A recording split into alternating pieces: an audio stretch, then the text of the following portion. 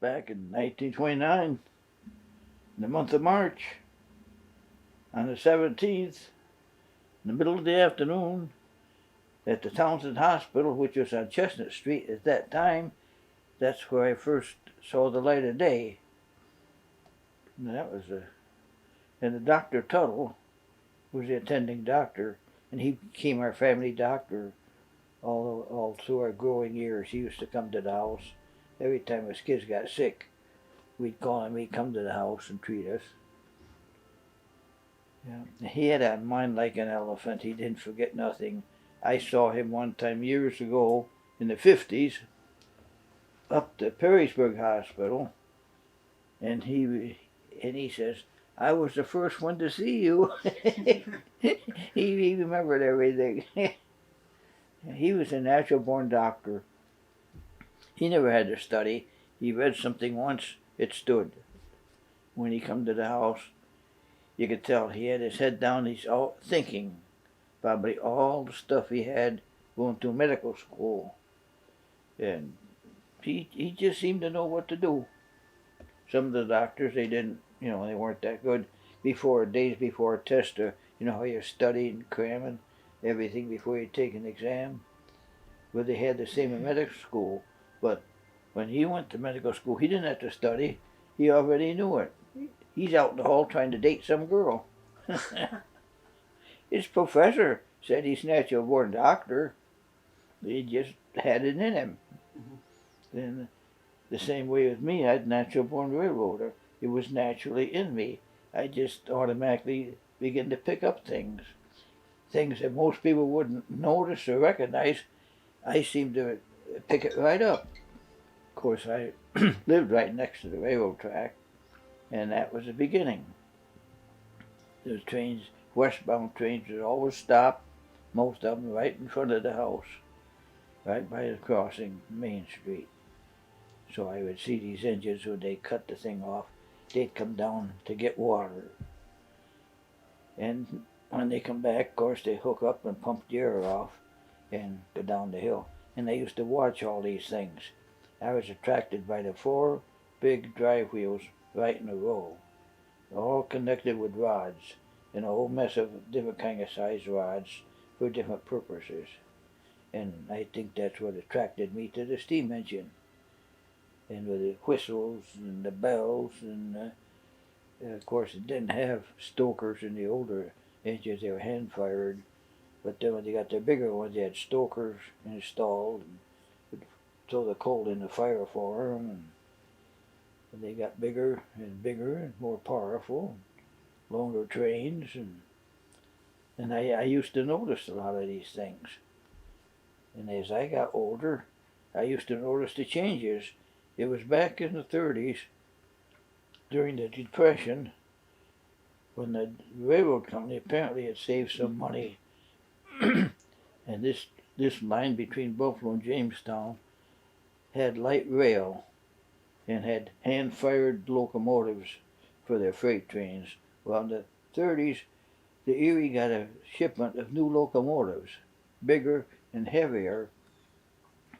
And when they did that, they come through and rebuilt this railroad between Buffalo and Jamestown with heavier rail, which was higher and bigger, and then they put ballast down to support the rails.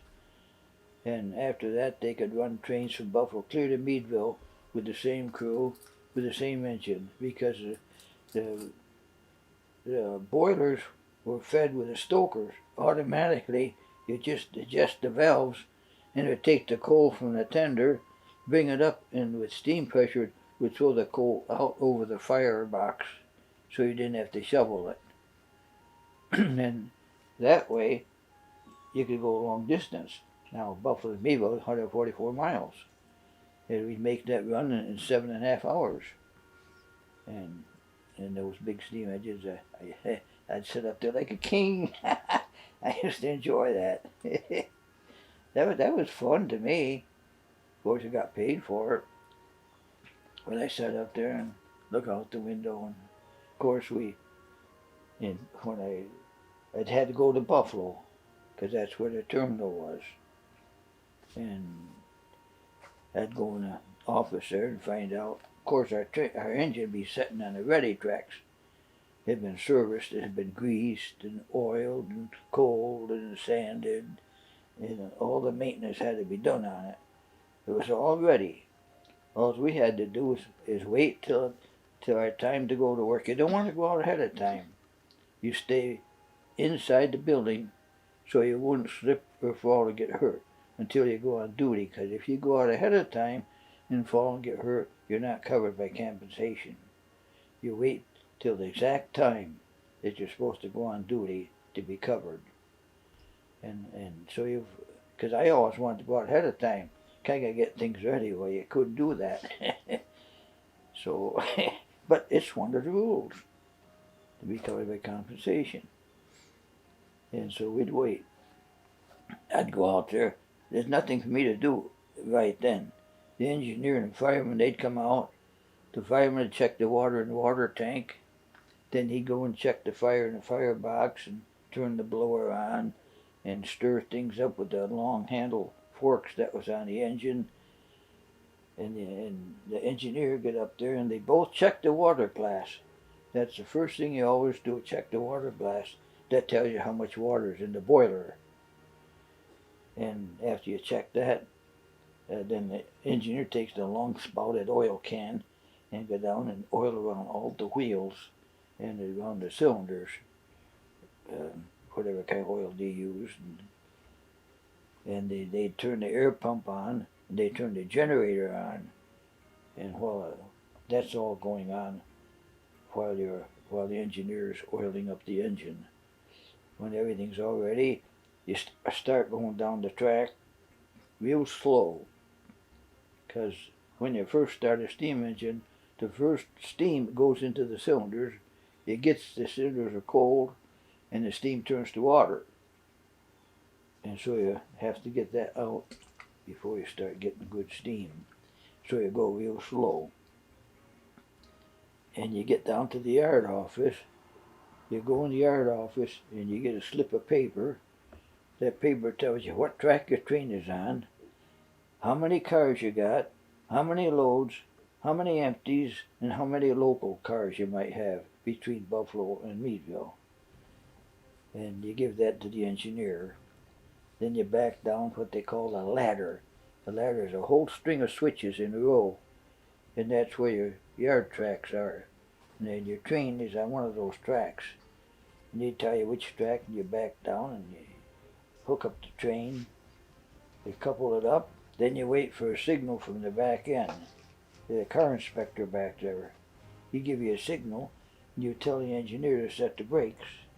And he sets the brakes. When the brakes come on in the caboose, he can tell by looking at the bottom of the caboose, there's something that moves underneath there. Then you give you a signal to release the brakes, and you tell that to the engineer. Then he releases the brakes. When the brakes on the caboose are released, he gives you another signal, which is all clear. And you tell that to the engineer. And when you tell him, the engineer, then the brakeman, which is me, we climb up in the engine. And we start moseying down the track real nice and slow. That's my pride and joy. We go down a little ways, we have to stop. There's a crossover. Pennsylvania got tracks crossing Erie tracks at level. And there's a tower, a building, they call it a tower, 2 stories high. And there's a semaphore signal outside there, and that semaphore is always red, and you have to stop. You have to get off, walk over, throw a switch to put us on a different track. And so I'd get off and go down, throw the switch. Then I'd watch that semaphore. It's got an arm sticks out like this. Well, that semaphore would go up like that. That went from red to green. When that went up, then the engineer start. He would go the next mile, straight down the track, and that was on the Buffalo Creek Railroad. The Erie did not have a track going from their yard to the Buffalo-Jamestown Railroad line.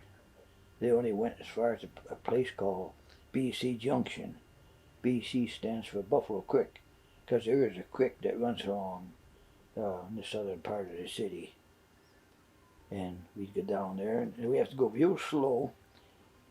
And at each end of the Buffalo Creek Road was like a little outhouse. That's about the size of the building. And they sat there and they write down everything that went by on the engine, all the car numbers, because they was going from the Erie to the Buffalo Creek Railroad. The Erie had to pay the Buffalo Creek to run their trains over their track. That's why they, and at each end, these guys would write these numbers down, all the cars and engines. And then you get a mile down the road, you'd have to stop. That's BC Junction. And at that point, the Nickel Plate Railroad had two railroads, or two tracks, that crossed the Buffalo Creek and Erie tracks. And at that point, the Erie and the Buffalo Creek Railroad tracks were joined. So when you go across the Buffalo Creek, you go onto the Erie Railroad, headed toward Blaisdell. You're already going through South Buffalo. And everything had to be written down. But once we got past BC Junction, then we took off like a scared rabbit. Then we'd be on our way to Meadville. The next stop usually would be Gowanda and Jamestown. The only two places we stopped most of the time.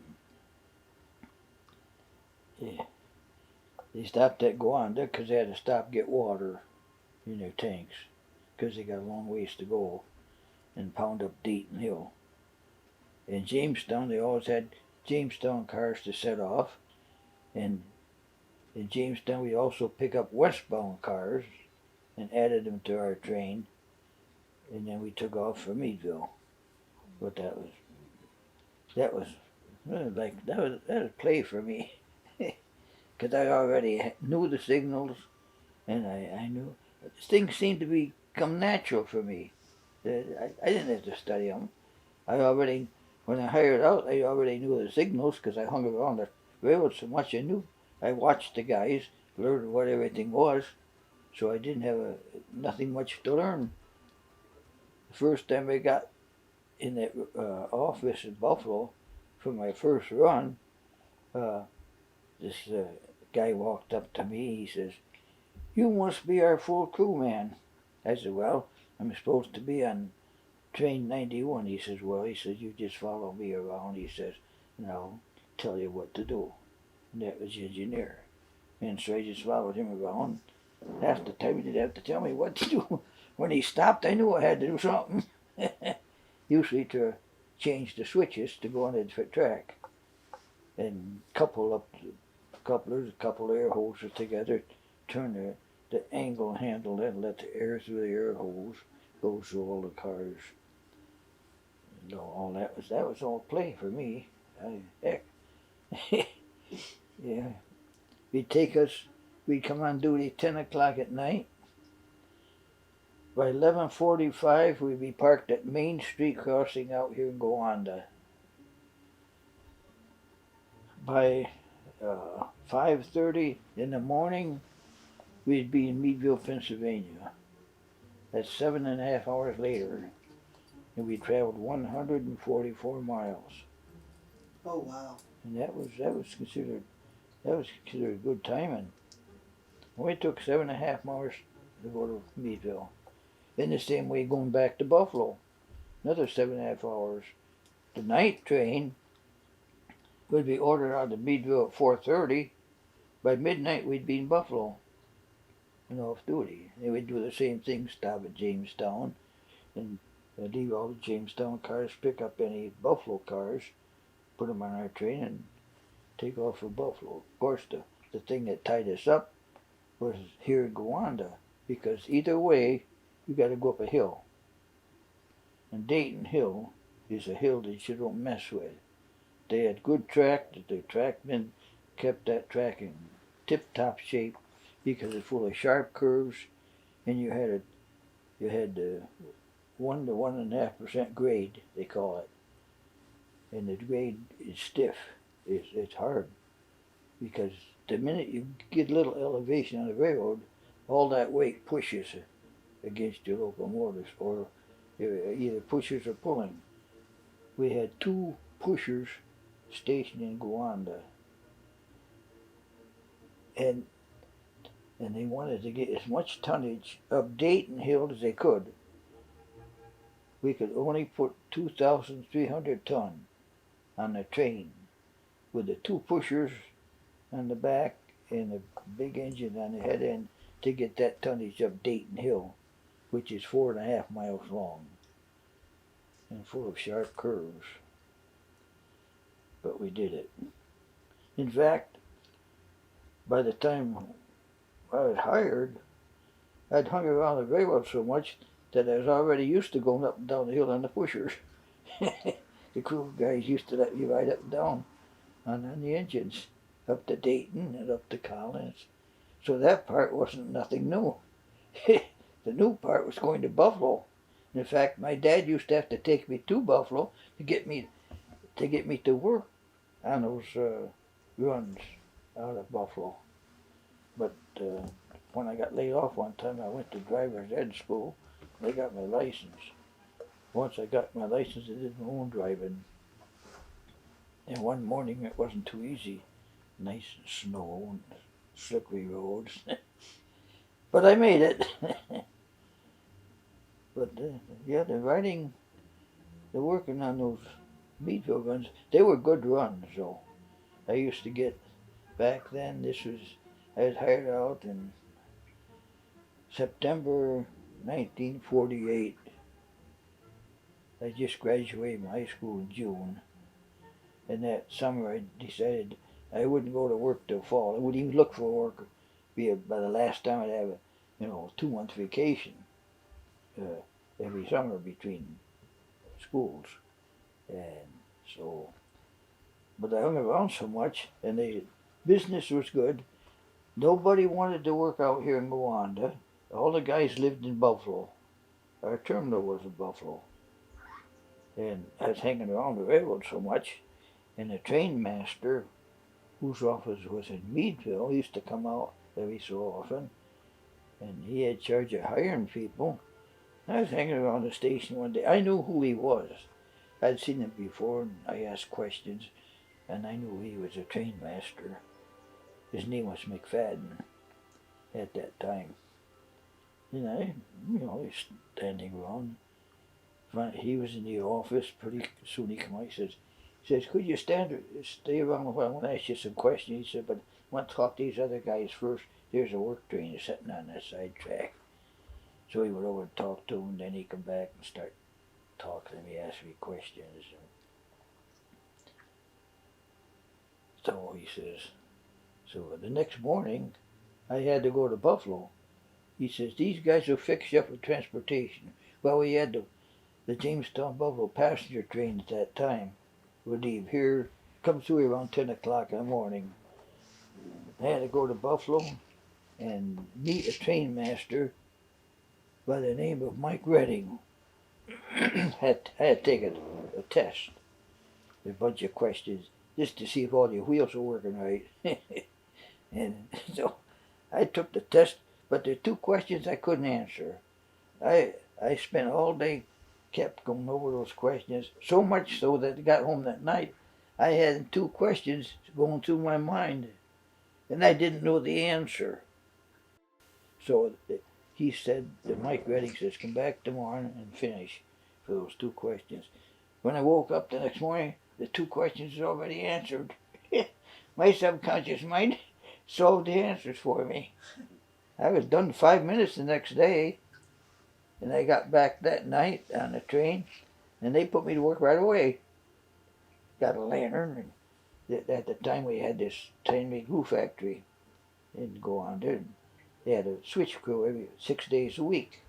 You go to work 2:30 in the afternoon, and so I was hired and passed the physical, passed the metal test, passed the color test. It's easy, nothing to it. That color test, some of the guys down here, I would talk to them before I was hired out and ask questions, and a possibility. He says when they give you the color test, says the yellow one might fool you.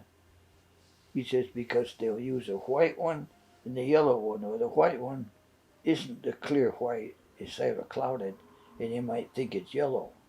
But he says you want to be careful because the yellow one is a definite yellow color. So I was aware of that. Well, I know red, green, yellow, and clear. There's no problem for me, a color test. And so I had no problems with the colors, and everything went easy. Everything with the railroad, there's no problem. Something was unusual, well, we'd handle it. Most of the time things went quite normal. I was lucky I didn't have no real accidents when I was on the railroad. Then I worked down here on what they call the high-die job, because everything inside the track is known as high-die. And so I got what they call the high-die job. And I worked there. That was in September, and I worked through till January. Then I got laid off. The work went downhill, and then I didn't work much until April. Snows melted, and they began to call me for extra runs. And then in June of that 1949, they called me back and put me on the extra board. They have what they call a board where all the brakemen's names is on it, the regular extra guys. So when they had an extra work train or something, or a guy wants to take vacation, they got these extra guys they can call in, and they rotate around the clock. So then I start getting different calls every once in a while. In April, and then I think it was June, they notified me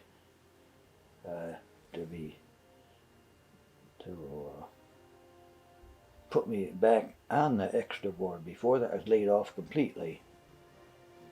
And so then I had to kind of be on I used to go up to the railroad station every night then and talk to Ken Boss, the operator, to have him call the caller in Buffalo, see if there's any chance of a train, the extra running. Because they used to run extra trains from Buffalo to DM Junction because of Dayton Hill. They wanted to take longer freights down to Meadville, but because of Dayton Hill they couldn't. So what they would do if freight trains got heavy westbound, they'd run an extra train out of Buffalo as far as DM Junction up at Dayton. They'd leave the train there and go back to Buffalo. But then the night train out of Buffalo, when they got to Dayton, they would stop and pick up this extra train that come out earlier.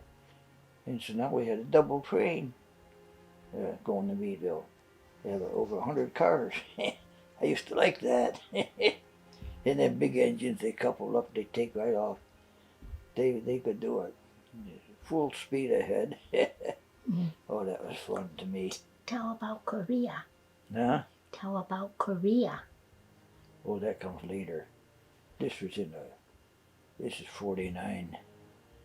And I worked all the way up through until 1951. In May of 51, I got orders to report to Buffalo at the draft board because the Korean War was going on. And so I notified the railroad company. And so from May 51 to May 53, I was in the service. I wound up out of the country. I had to be to Buffalo early one morning at 7 o'clock. They took us to the old post office building in Buffalo, which is right next to New York Central Railroad passenger station, right there in Lindbergh Drive in Buffalo. I didn't know that at first. The first thing you do, they take you upstairs to the second floor, around 200 guys. I didn't know anybody. You get up there, they order you to take all your clothes off.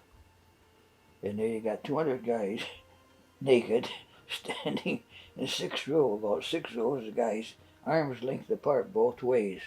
and you stand there, and then there's about 6 doctors and their assistants come out, and they examine each one of us. And out of all them guys, there's only one that didn't make it. And he was standing ahead of me, about 2 guys ahead of me, and he start walking away. He apparently is from the city, because he come in with some other guys. He start walking away, but he said, "Hey, where you going?" "Bye, fellas," he says. "I'm going home." "How come?" He said, "Ticker trouble." See, they found something wrong with his heart. So they sent him right back home. I thought to myself, well, if he goes, I'm going to follow him. Well, they come to me, they didn't find no heart trouble. I stayed. So, anyway, we got through the physical, went back downstairs, and spent most of the rest of the day filling out papers. Some things you had to write 4 copies of.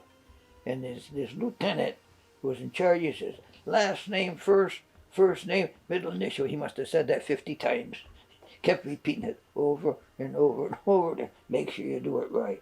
Last name first, first name, middle initial. And different things you had to write out. So we spent all day filling out forms. Well, got around supper time, and they fed us.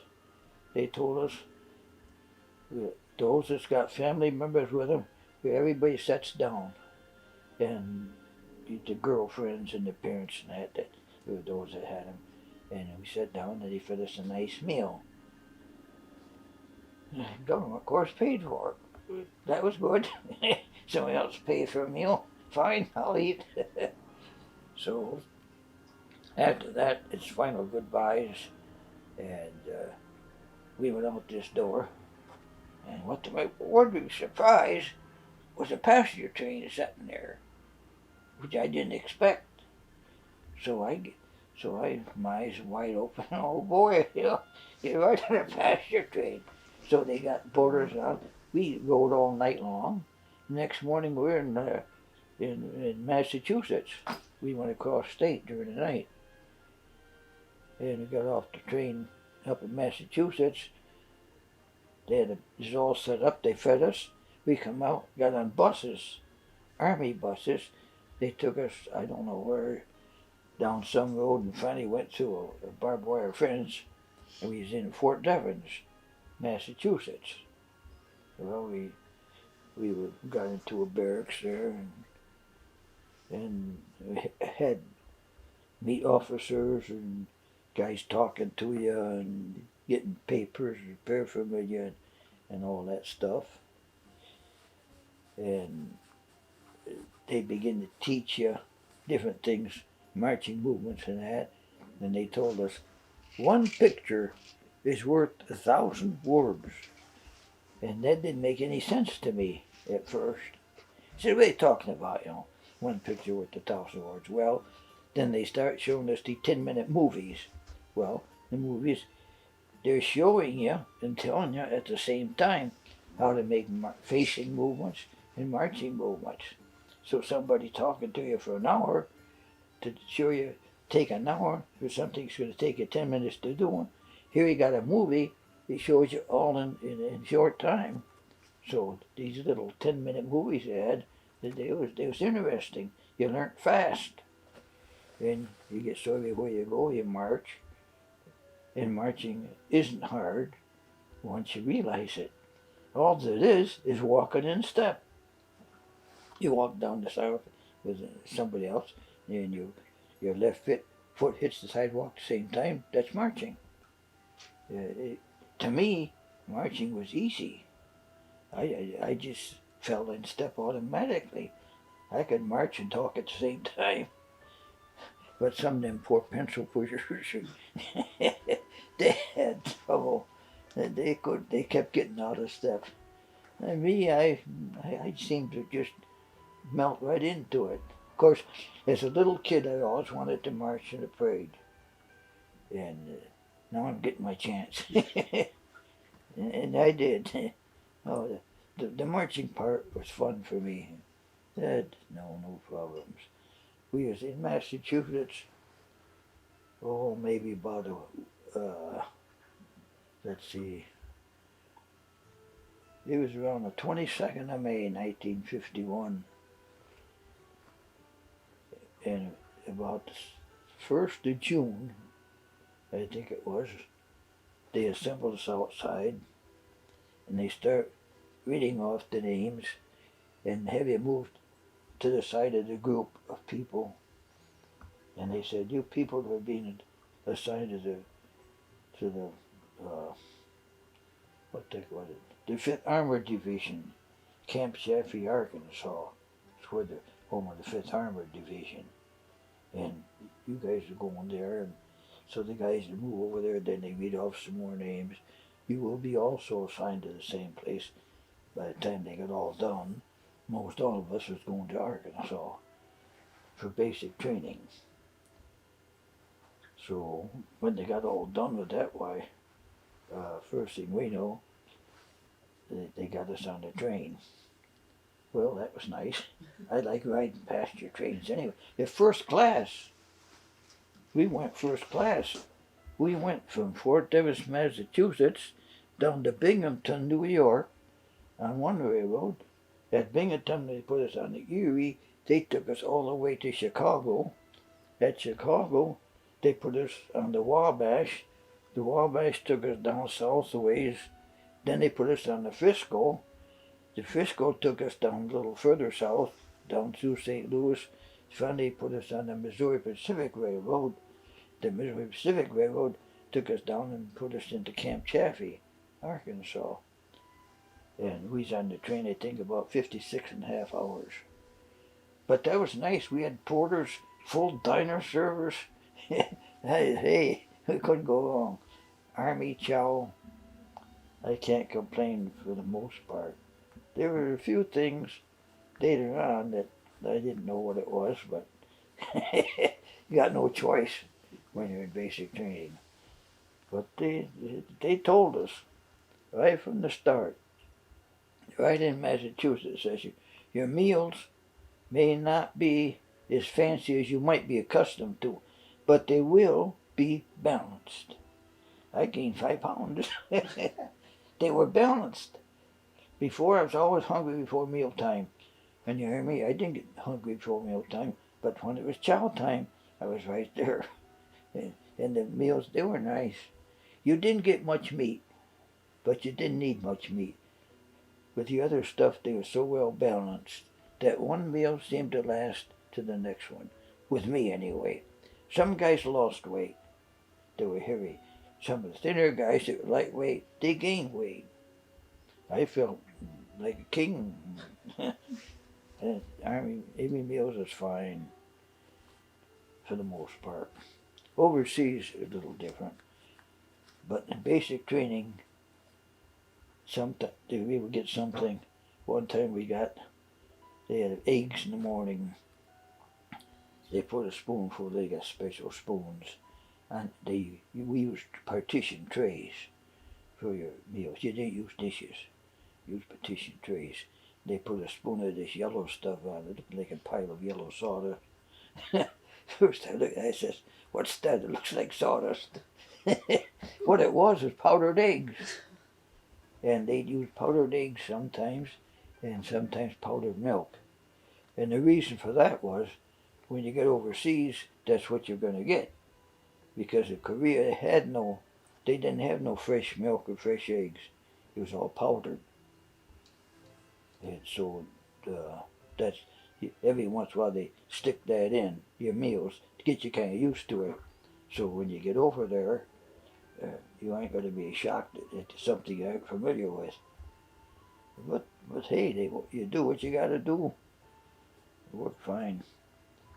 But one, I had something once, I don't know what it was. We had, over in Korea, we had some meal one time. I don't know. I never found out what it was. It was black colored stuff. It looked more like garbage. But it tasted good. And you had no choice. That's all there was, as part of the meal. You didn't have no no variation overseas. The Navy was different. The Navy had variety of foods, but Army, no. There's one thing in that right straight through. Because when we got ready to ship out on the west coast, they sent us down to Pier 91. That's over in Seattle, Washington. And we had Navy chow. Well, Navy chow, you had a variety. And I wasn't used to that. I went and got a bunch of stuff and ordered a bunch of stuff. That's one I could handle at that meal. Because I wasn't aware you have a variety to pick from. But Navy chow was a lot different than Army chow. All good stuff, of course. But anyway, I went over on the USNS Marine Lynx. It was a merchant marine boat at Pier 91.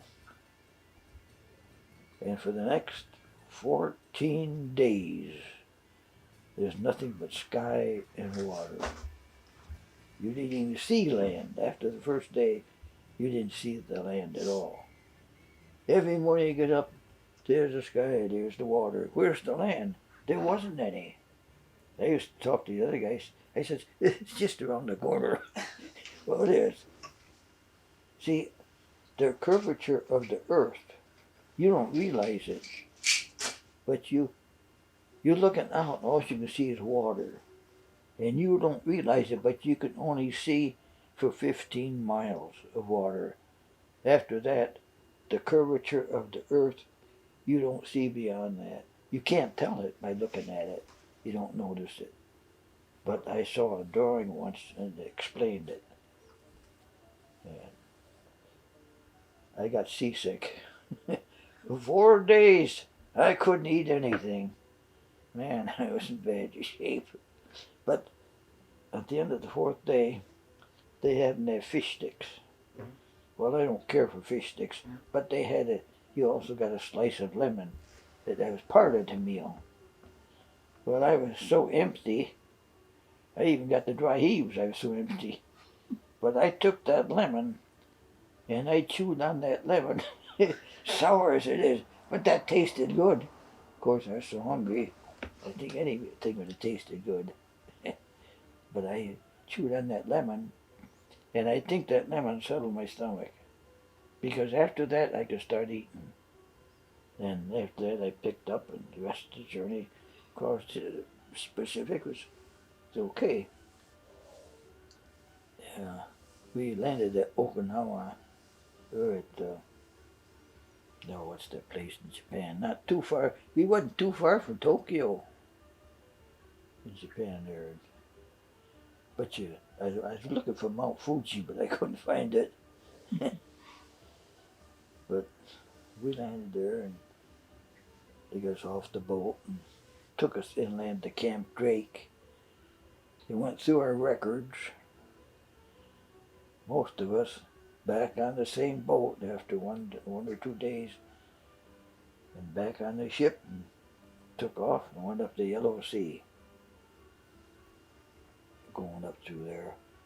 And for 2 nights in a row, going up the Yellow Sea, it was quiet. The ship was sailing nice and quiet. But at night, up in the sky, you could see flashes, red flashes, because up ahead of us was a war going on. They had these night artillery battles. Every night, artillery battle, back and forth, back and forth. You couldn't hear anything, but you could see a lot of red flashes. That was uncomfortable. We didn't like seeing that, but of course we didn't know. We was unassigned. We didn't know what units were going to be in or anything. They did that after we got there. Well, finally we docked at the same place that the Marines landed, at Incheon. And that was in the middle part of Korea. Then the replacement battalion. And I didn't, of course, I was with a bunch of guys, and they call out your names, and you're going this way, you're going that way. But I was lucky, because they called my name out. I went with this one bunch of guys. I was assigned to the 3rd Transportation Military Railway Service.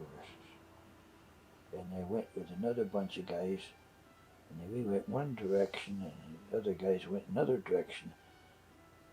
What they did with us, they put us on trucks, because it got nighttime. We went inland to Seoul, which was the capital. Incheon was the city. It was an industrial city with all sorts of factories. You'd never know it. Piles of rubble all over. The city was completely destroyed, because the war had gotten all the way down to Korea, all the way down to Busan. Just a little corner of that peninsula was left that the Chinese were going to take over. But we got there in time to hold there, and then we had the Marines invade Incheon and cut the ROK forces in half. And that way we was able to start holding the southern part of Korea at the 38th parallel. They took us up there and interviewed us, and the guy says to me, he says, "Come on outside." So I went outside, and you can see this mountain over there. He said, "See that mountain?" Yeah. I could see smoke coming up along. Well, that was a railroad yard, and they had engines working. He says, "I'm going to send you over there," he says. There's a Lieutenant Warner. He said, "Good Joe," he says. The place was Chochachang. Of course, he said it real fast. And I says, "What?" I wasn't used to the Orient. Then he said it again. And then, so he sent me and a few other guys. We all piled in his Jeep. They took us a couple of miles up the road and got to Chochachang and got off the Jeep and walked in the little outhouse they had out there. The buildings, our office, was the size of a double outhouse. It wasn't very big, but it had the sign out there. So I got off the Jeep, and Lieutenant Warner was there, and he introduced me to all the guys, and I stayed there for the next 15 months. And they made me a yard conductor. We worked with a 552nd Engineer Construction Battalion. Every time a ship would dock down to Busan Harbor, trainloads of lumber and airstrips and all sorts of stuff would come up to us. We'd take it, ship it to a yard next to ours, to the 552nd people, and they'd have storage areas, and they'd unload the cars. Then we send them back down to Busan for reloads, and we'd get orders to make up trains. The trains over there are mostly flat cars, because so many cars had been blown up in the war, and they send up trainloads of lumber and fabrication stuff for airstrips and all sorts of stuff. Then every once in a while, we'd get a train coming down from the East Coast. Now on the East Coast of Korea, there's a town named, what the heck is the name of it? Tongnae. A big ammo dump. And they get an ammunition train that come down the East Coast, down near Busan, go around the curve, come right up past us, and head up north. You can see bombs and napalms and big things going by up north. As they send everything up north, keep the place from keep the war from us. But those trains didn't even stop. They went right through. They got the clear block. I was glad to see that stuff going up there. But I stayed there for the duration. Then one day, I went in, I was up to the Quonset hut where we lived, and went in the office, and the commander, the lieutenant says, "Where are you going?" I said, "Well, no, you're not. You're going home."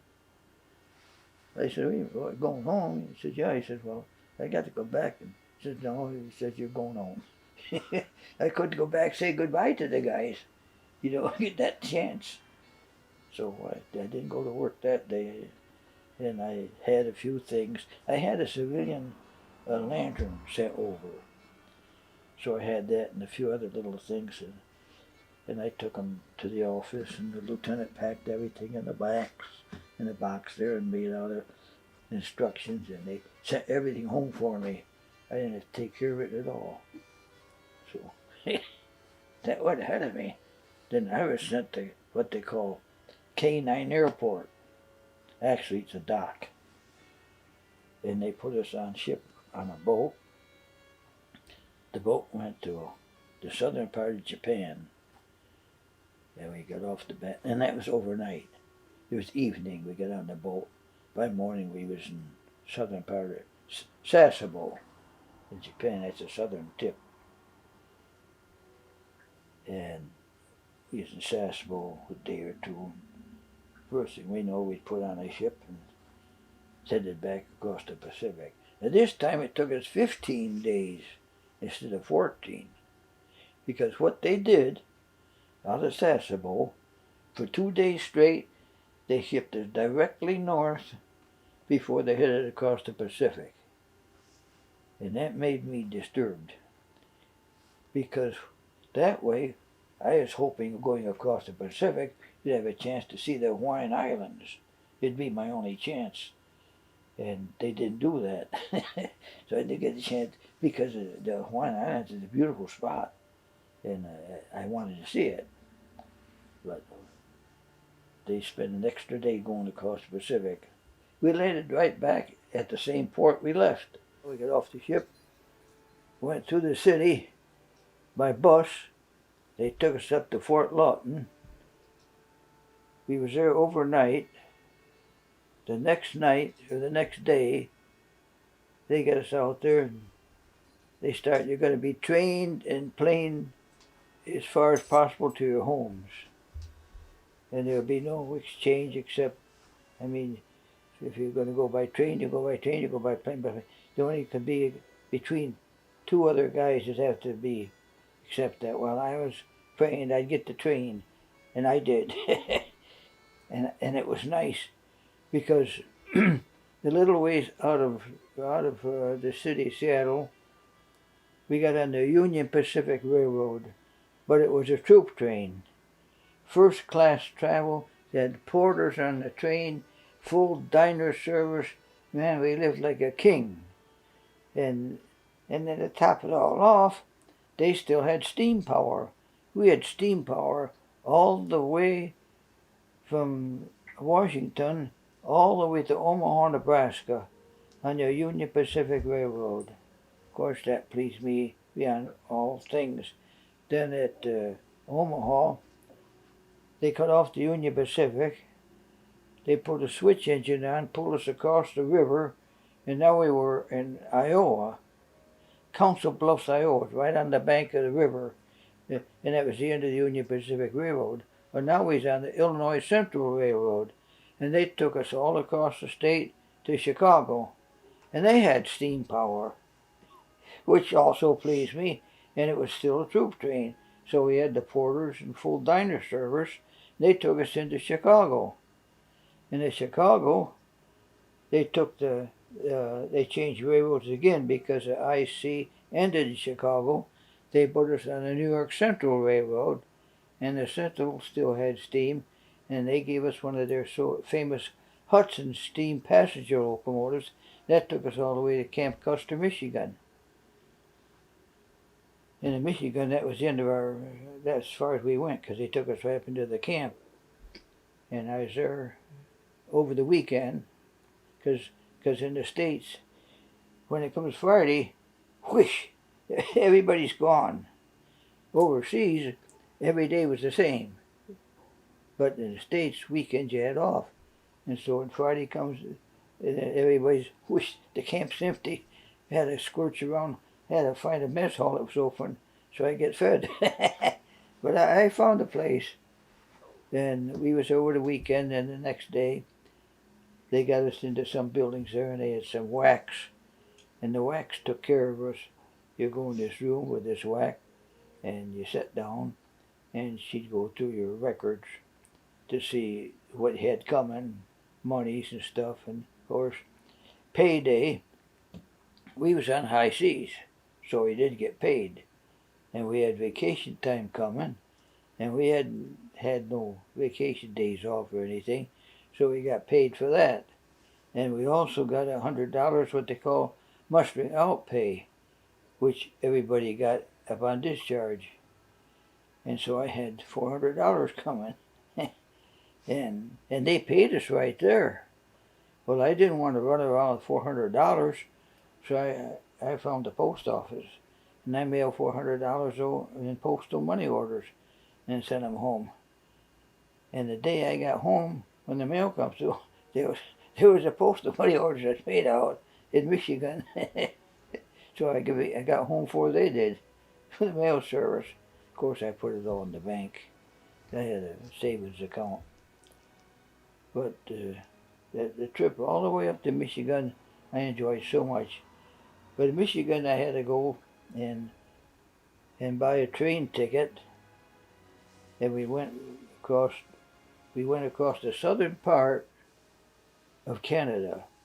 The New York Central Railroad had a line in Canada that went across, instead of going all the way down around Indiana and Ohio.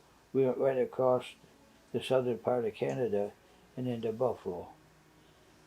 We got into Buffalo about 2:30 in the morning. Well, I couldn't get home. There's no buses or anything till morning. So I hung around the city there till it got morning. Then I got a Greyhound bus ticket in the terminal there and come home on a bus. And that was in May 6th, 1953. And I was separated from service. I was no longer in the service. I was a dumb civilian again. And that was the end of the trip. Then you went back into civilian life. Yeah, it was quite an experience. A lot of things happen overseas that you wouldn't want to see happen. A lot of bad things. Some accidents, people, body parts cut off, and things like that. Bad stuff. And I saw some of it. And those things I didn't like. But in a war, a lot of bad things happen that shouldn't happen. And that country is so far backwards, so far behind American standards of living that you couldn't keep track of everything. Over there, you see people riding along the side of a locomotive. There's a running board there. They're standing on the running board, people standing on the front part of the locomotive, people standing on the coal pile, and they're standing between the aisles of coaches, which you're not allowed to do in this country. But over there, they didn't have those kind of rules. People riding in between cars when the cars are moving in, all that kind of stuff over there, it's altogether different. But that's the way it was. And we worked 12-hour shifts when I first got there, from 12 noon to 12 midnight, or else we had the other shift to work from midnight till noon. And it's that way for quite a while. And they finally, I guess it wasn't, a few months before I was due to come back, they finally got some more personnel in there from the States. And our battalion got some more help, and then we start working 8-hour shifts. And it was better. Yeah, it was. You mixed right in with civilians. See, that country, the people so poor, had nothing. The only clothes they had is what they had on their back. So what they did, when we got in there, they start finding the Koreans that could do different things. They put it to work on what their specialty was. Some became barbers, some became laborers, some become engineers and firemen on the railroads, some worked at the KP and the military kitchens, wherever they could find jobs. and they paid them off. They're so poor with bags of rice. That was their mainstay for food. They didn't, and bags of rice they got paid. The ones I saw didn't look poor at all. They looked pretty good because they'd been getting, more proper nutrition. In fact, in our area, when I went to get a haircut, I got in there and American barber shop was all Korean barbers. And I was surprised. You go to the laundry's done by Koreans. You go to for Chow, for KP, all the KPs were done by Koreans. See, they put them to work. Instead of laying around, they kind of earned these bags of rice. Mm-hmm. Yeah, that was bad. That country's all blown apart.